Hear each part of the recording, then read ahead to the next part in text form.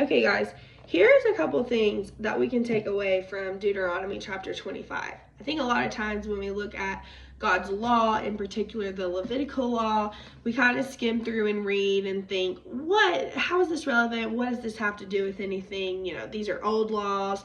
But really, as we're reading these, I think having the perspective of what is this teaching me about God's character? What is this teaching me about human depravity? How God sees things, his holiness, his justice, just attributes of God. I think we can take away from these simple laws that we don't necessarily follow today because we're in the new covenant, but we can still learn things about God's character through them. And so I'm going to point out just some common things that popped out in chapter 25 that I really feel like we can grow and learn about God's character. And so the first thing is that God is a God of fair justice. He loves the justice system. He is all about some justice, but he is also about the fairness when it comes to justice. He doesn't want someone to receive a consequence that is not fairness and aligning with the consequence of what they should receive. He wants the penalty of their actions to be fair and to really be of the same effect that they should receive, the same penalty that they should receive.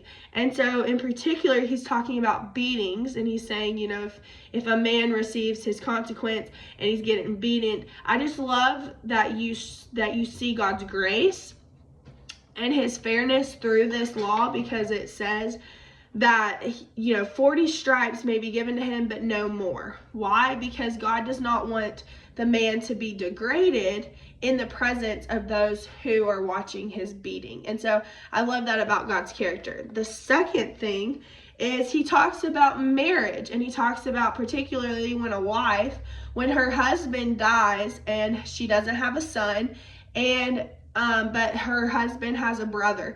It was known back then, especially if you read the story of Tamar, it was known back then that they were supposed to, the younger brother, or the brother, was supposed to take on the wife of his now dead brother. And so she was supposed to marry the brother. And the biggest thing about this law is when they have their first son, the first son actually isn't the new spouse of the brother. The son is actually considered the dead brother's son. And I love this because God is a God about lineage. And it says he does not want that brother's name to be blotted out from the people. So he's very much about generations. He is very much about his first commandment, be fruitful and multiply. He is a God who wants to see your lineage, your generations continue. And what's interesting is this law in particular. He says if the brother does not want to take on the wife and refuses to take her as his wife, it's like her taking her sandal off and spitting in his face. And so basically the picture of this is God hates pride. He hates selfishness.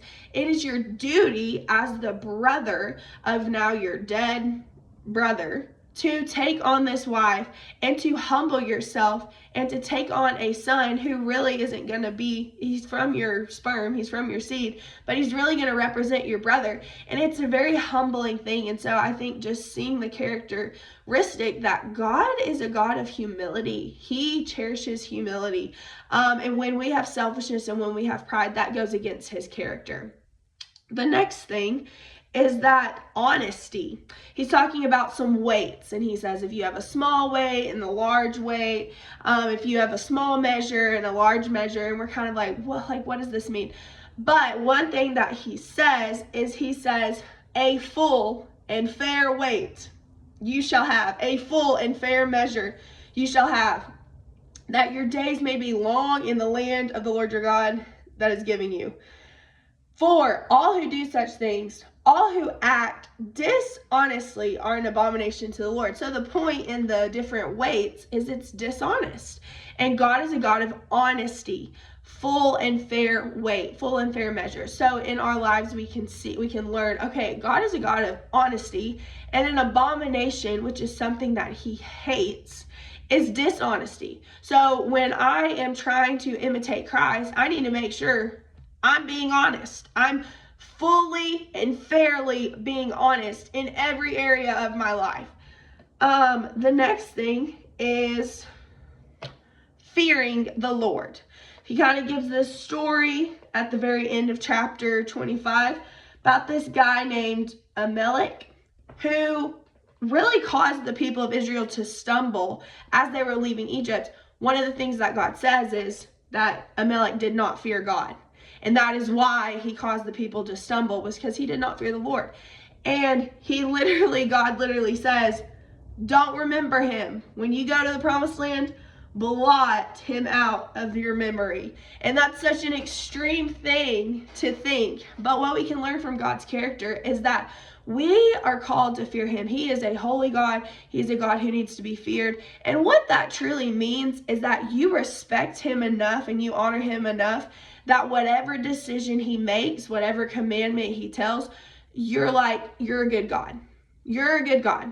I fear and honor you enough to trust that whatever decision you make is going to lead to goodness. And that's something that we have to grasp, is God wasn't saying blot this guy out because God's a bad God or an evil God. No, he's saying blot this guy out because he did not fear me, which is a good thing to do. And this guy had evil in his actions and in his heart. And so in order for you, God's people, to go into a holy, good land, you have to remove this evil from your midst. And so I think us understanding that we need to fear the Lord, and fearing the Lord leads to goodness, and also realizing that every decision that God makes, all of these laws that we're reading, God had a good plan behind them. He had a good intention behind them. He didn't have an evil intention behind them. And so understanding God is good, even when I don't understand these laws, even when I don't understand why he's doing something, he is still good.